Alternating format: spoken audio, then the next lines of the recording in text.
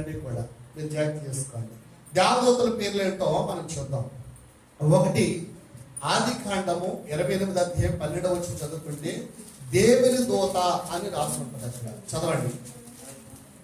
ఆది కాండము 28:12. అప్పుడు అతడు ఒక కలగనను, అందులో ఒక నిచ్చెన భూమి మీద నిలబడి ఉండను, దాని కొన ఆకాశమునంటే దాని మీద దేవుని దూతలు అన్నమాట. దాని మీద దేవుని దూతలు ఎక్కుచు దిగుచు నుండి అని రాస్తుంది.